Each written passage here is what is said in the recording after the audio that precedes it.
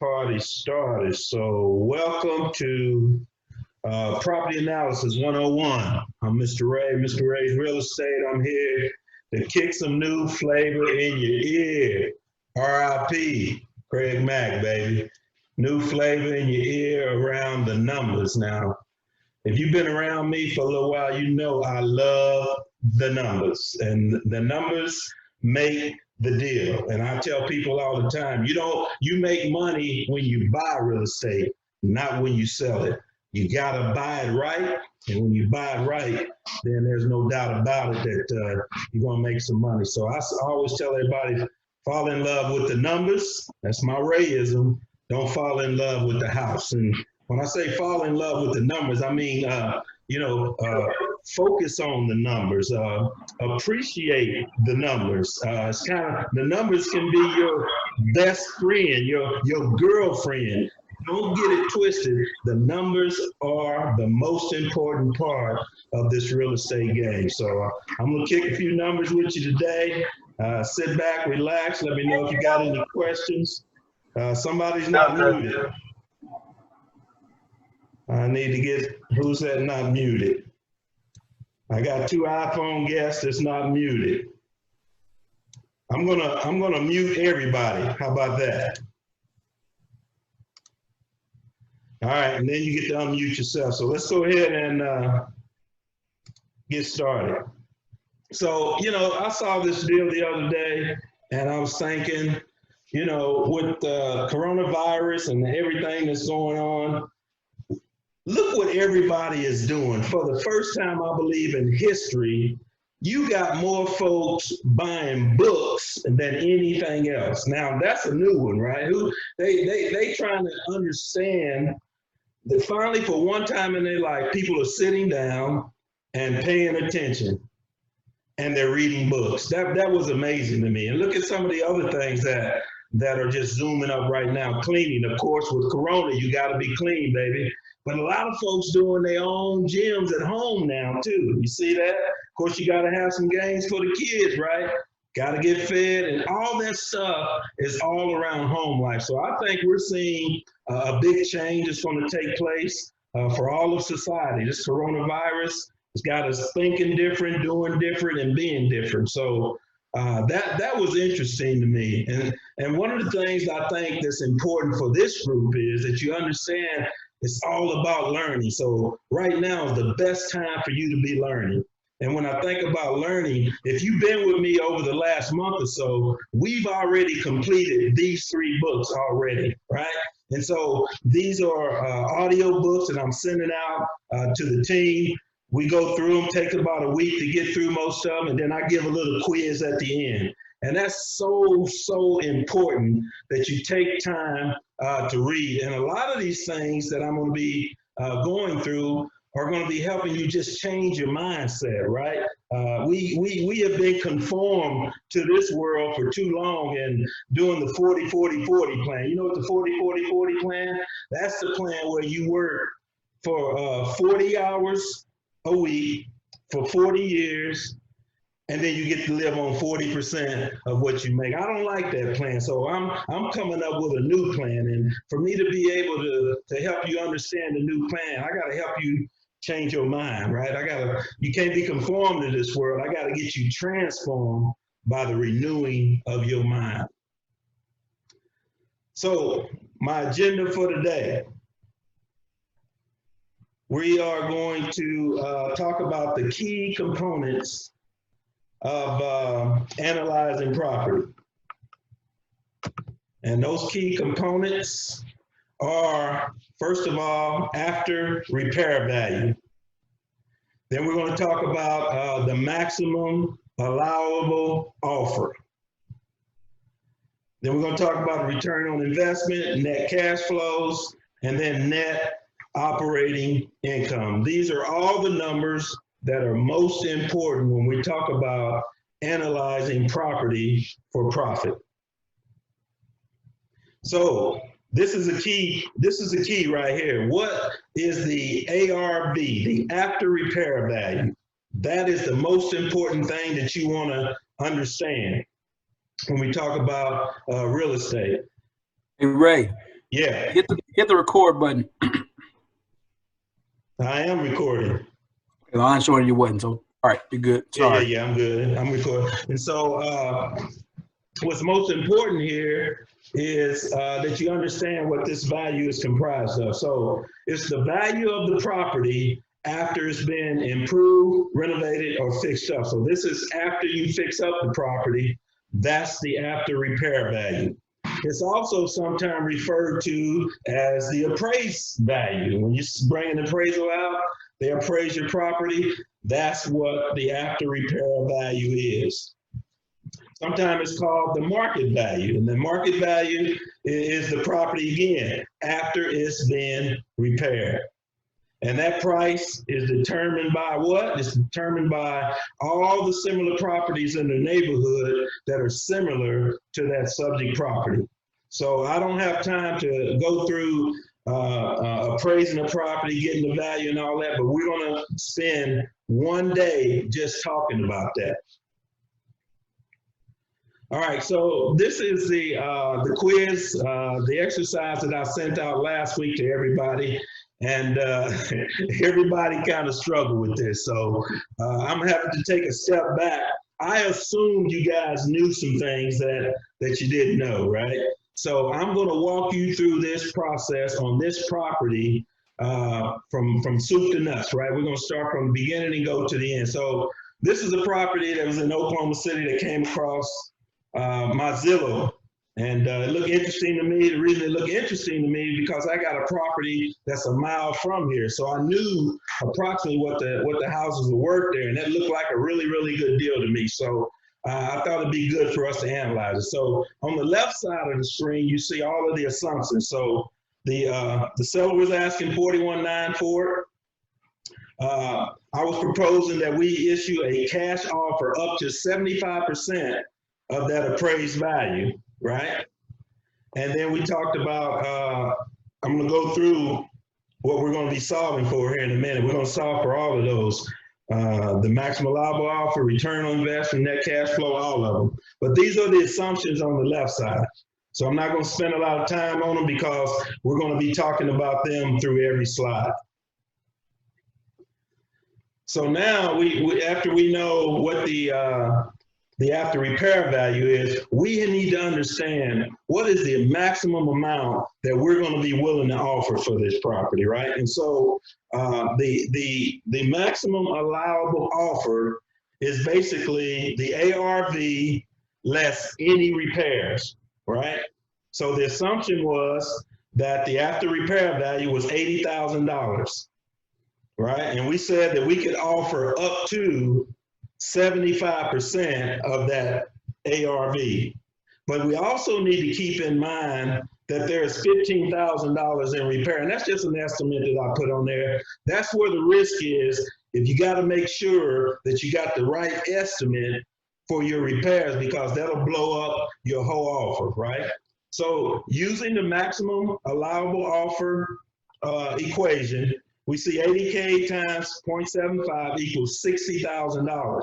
Now, from that $60,000, that says that's the maximum that we would offer on it if we want to just offer 75%. But we got to keep in mind that we got 15K in repairs, so we got to deduct that. So the maximum offer that we can make on this property was $45,000. But if you remember, they were only asking 41. So we would probably, even if they're asking 41, I'm probably going to come in even under that, right? I probably would offer him 35 and work my way back up to his 41 number, right? If he's willing to take 41, then he'd probably be willing to take a little bit less if he put that number out there. Okay, so the next thing we want to talk about. Hey, so Ray, we got a question. All right, what's the question? So question was, would you include the closing and holding costs in your repairs? I would. In this example, I didn't, but yes, you got to be all in, all costs on this. And this one, we didn't have it. Good question. All right, so let's talk a little bit about the net operating income.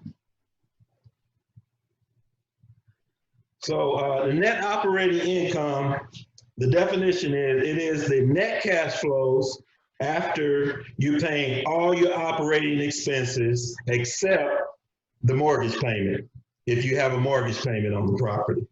So the equation is gross income less operating expenses. And those operating expenses would include your property taxes, your insurance, your maintenance repair, your vacancy rate, all of that. Everything that you would spend on that property during a month, everything except the mortgage payment. All right, that's net operating income. So if we go back to our example, our assumption was we get $900 a month rent. And so, I'm sorry, we're going to do this for a monthly, right? We're not going to do this for an annual. So we got to bring everything back to the month. So the annual taxes were $800, so we divide that by 12. The annual insurance was $800, so we divide that by 12. And I said the maintenance and the vacancies was 10%. So you take 10% and multiply it times, hold on, 10% and multiply it times your gross rent.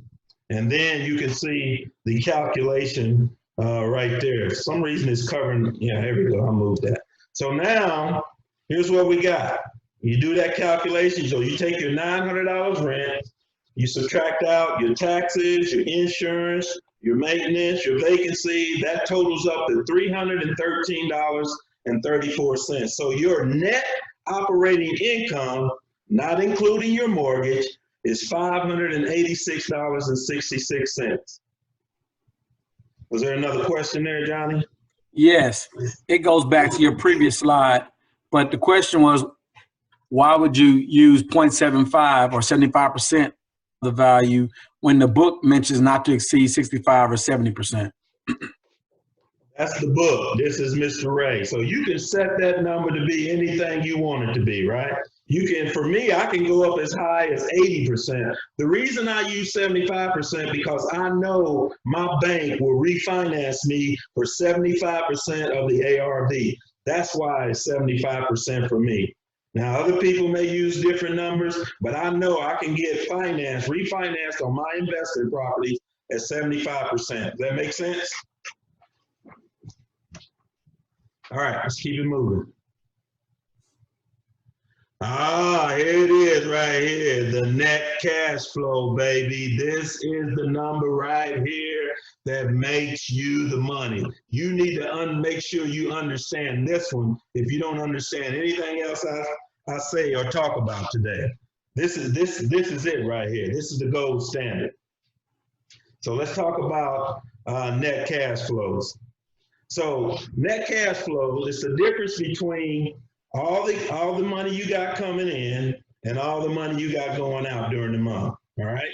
So your net cash flow is your gross income minus all of your expenses. Right. Now we're going to include. So the only difference is between the net operating income and this is you're going to have the mortgage payment in it. Right.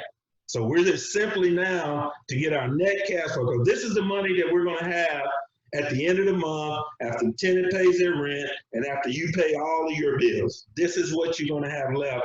And this is the money you either get to put in your pocket or you get to reinvest it in the company. And we'll talk about what I want you to do with that money, that extra money that you have. It ain't just I got a windfall now. I can go run out and do. Now, if you're a serious real estate investor, we got to talk about how you reinvest that money.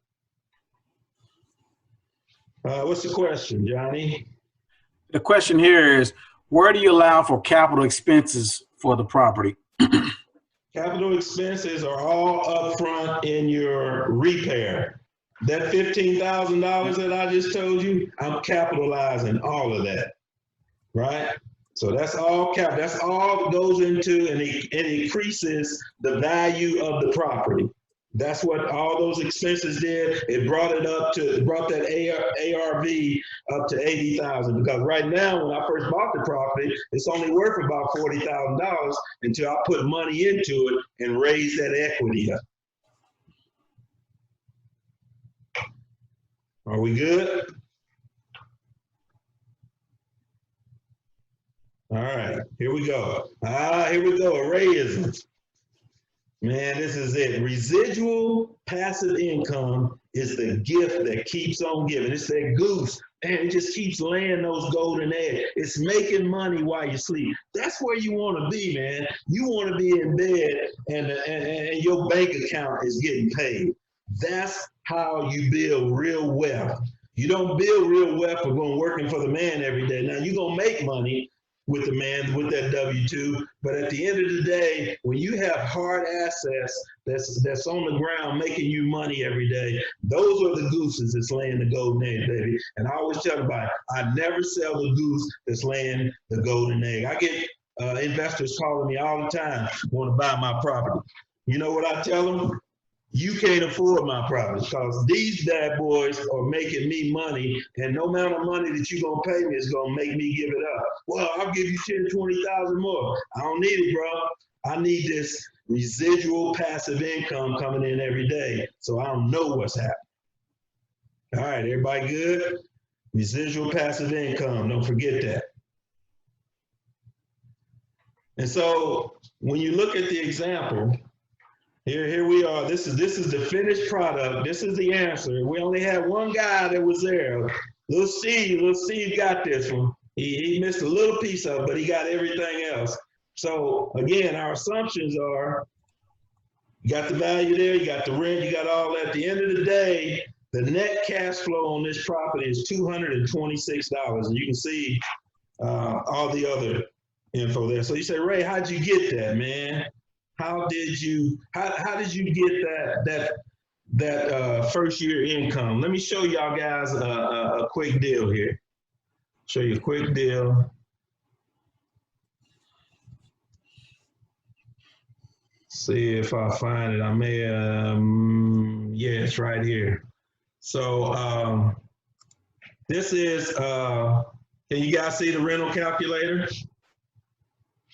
No, Ray, you got to switch screens. Oh, I'm sorry. New share, baby, new share. Switch screens right here. You got it now? Yes.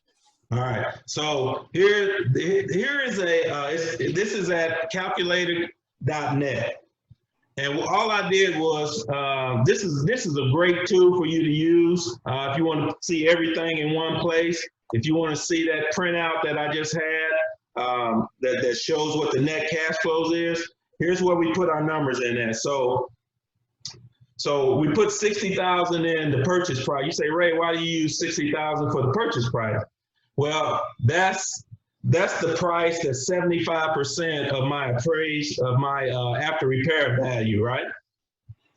So in this case, I'm not going to have any down payment because I'm refinancing. I told you we're going to get a loan. It's going to be 6% for 30 years.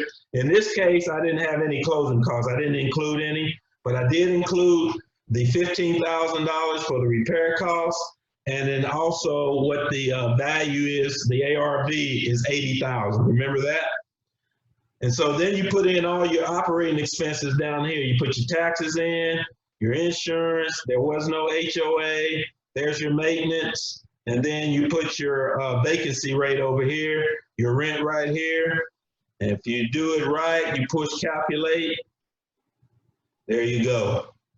Now you should see, that's the same thing right here is what I had on the presentation.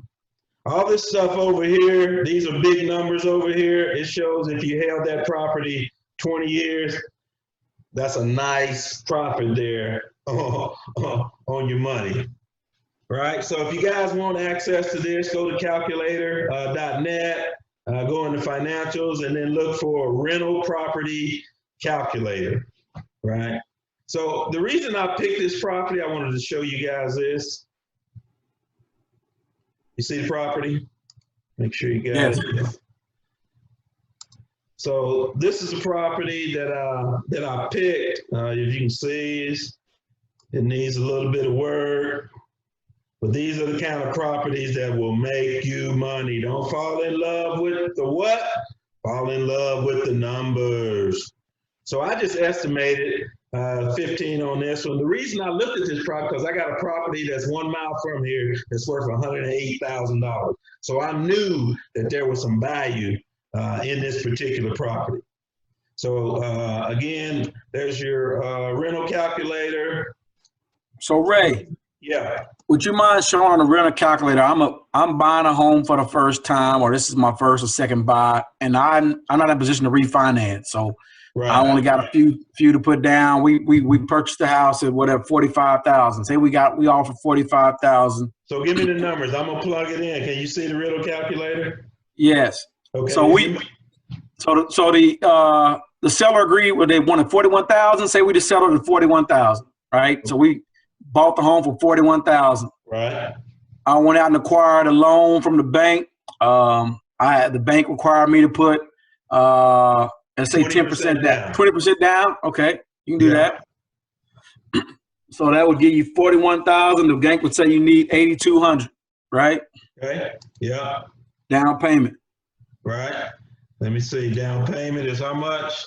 We said 20%, right? Yep. 20%. What's the interest rate? Let's just 6 is fine. 6 is 30. Okay. Mm-hmm. What else? Put about 1,100 to 1,200 for the closing costs.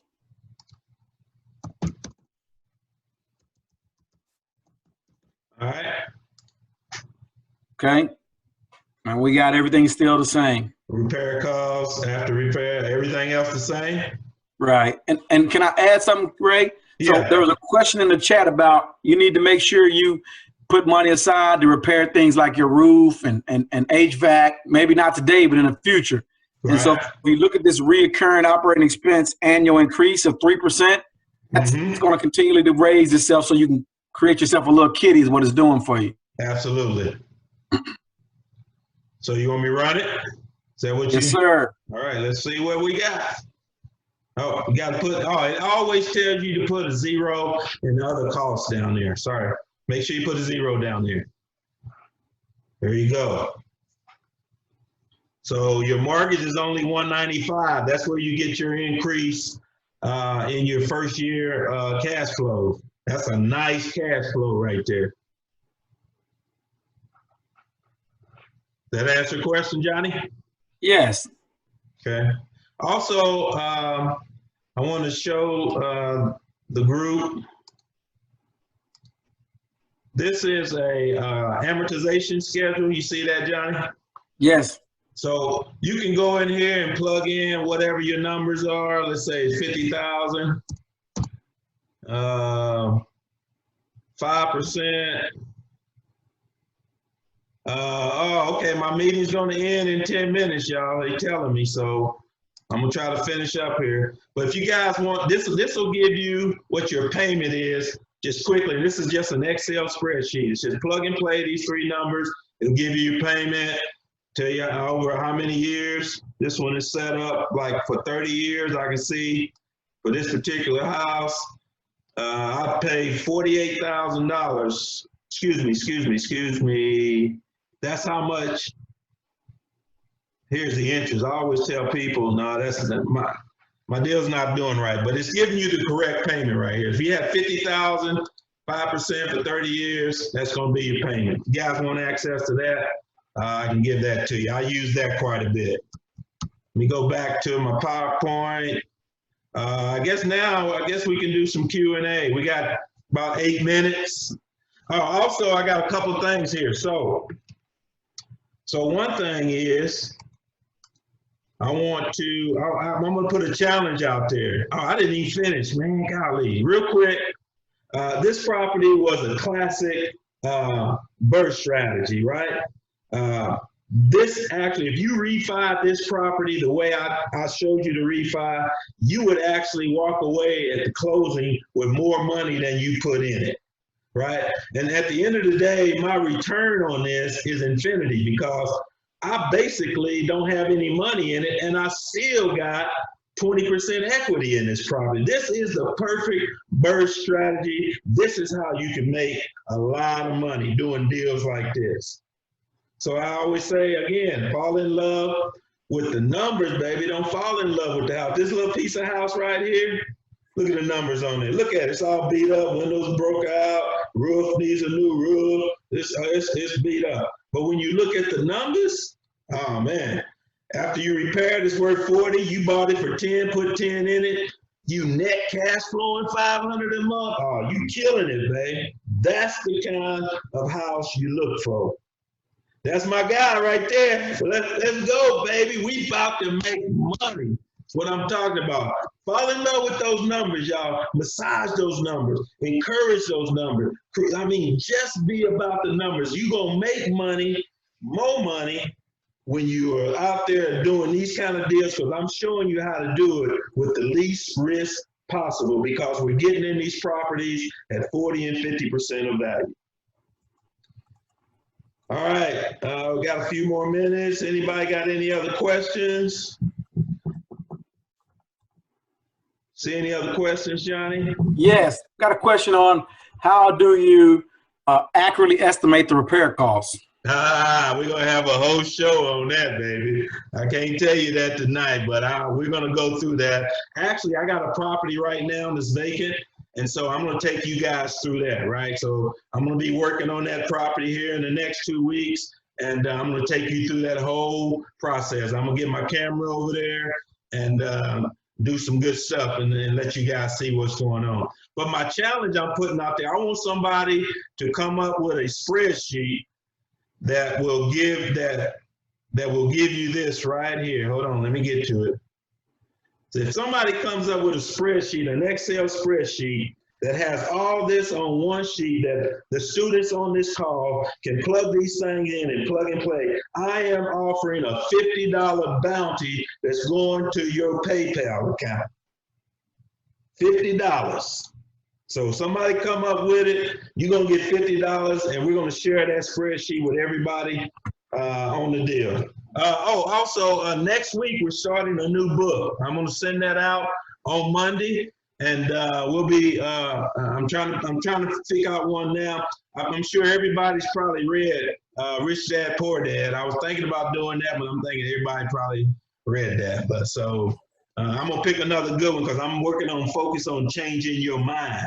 And a lot of these books that we're going to be reading, these are old books. I'm talking about old wisdom. It's been around for a long time. So stay tuned. Looks like my Zoom meeting is going to be ending. I will be posting this on my YouTube account. Go to my YouTube account. Make sure you subscribe to it, and you can see all my videos. That's where I'll be putting all my stuff. From there, man, I hope everybody has a great day. I'm going to have another meeting on Monday. I haven't figured out what the subject matter is. It might be figuring out this appraise after repair value. Not sure. We'll figure it out. So Ray, they said, Ray, someone mentioned that it may stay open longer since we got more than 2 participants, but if it does end, just everybody know that, you know. Okay, well, we can stay on to the end then. Let's keep going through some questions in. But I'm putting the bounty out there, $50 to your PayPal. Somebody come up with a nice spreadsheet where we can plug and play. I know I got some IT guys. I got some guys out there that are very smart, young ladies too. I got a lot of ladies out there. Hey guys, don't let these ladies one up you because they know how to do them spreadsheets too. But I'm putting a challenge out there. Whoever comes up with the best one, it's going to get $50, and then we're going to also highlight them on the next call on next Monday. You don't get it done by Monday, we'll get it done. The key is to get it done because okay, let me back up. I'm going to put a due date by next Wednesday.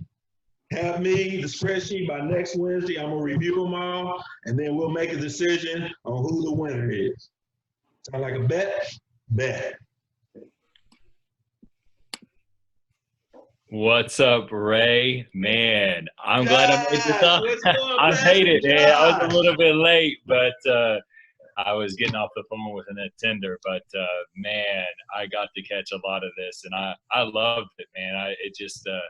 It made it accessible. So, man, thank you for just rolling through an example of a house that you'd be looking at, because I'd be looking at different type of houses, but man, you made it really, really down my street. So. Man, I appreciate just you walking us through this, man. It was phenomenal. So appreciate it. I just wanted to say hi, man. Hey man, appreciate you. Hey man, go back and make sure, Josh, you look at that one on setting goals, because that's where you got to start. You got to get your goals right. Once you get those goals right, then you can come on board and keep on the journey with us. Great, will do. All right. Any other questions from today's presentation?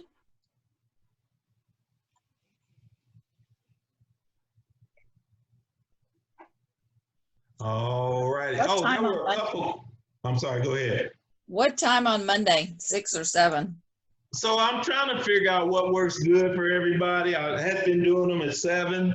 Is 7 good, or am I saying everybody saying 6? What's better? Let's see what y'all saying. Chat to me. All right, there's some 7s. Get your votes in.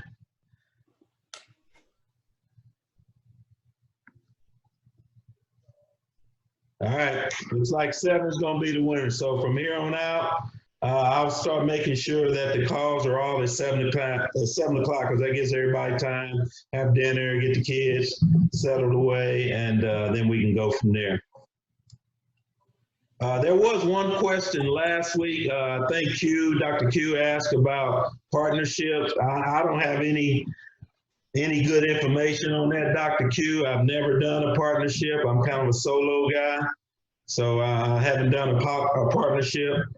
Somebody also asked me last week, I believe, what were some of the things that I learned along the ways. If I had to pick 5 things that I would do differently. So I'm going to answer that on maybe on next time. I'll put that down for next time. 5 things that if I had to do over, I'd do differently from a real estate standpoint. That's a good question. Anybody have any questions? Oh, I got a whole bunch of nice goals. Oh man, I was blown away by some of the goals you guys sent me. Man, some of you guys got some, I mean, I think I'll share some of those next time too. Those are some outstanding goals, and you guys just took that goal setting to a whole new level. And that lets me know that you're serious about what we're talking about here, making real estate millions. When you talk about this class of assets, real estate is one of the best assets ever. I mean, hopefully I don't have to sell all of you on that, but people are always going to need somewhere to live. They're always going to have, they're always either going to be buying a home or renting a home. Got to have a home, baby. So that's why I think it's the best asset. Anybody got any questions? You can chat or you can come on.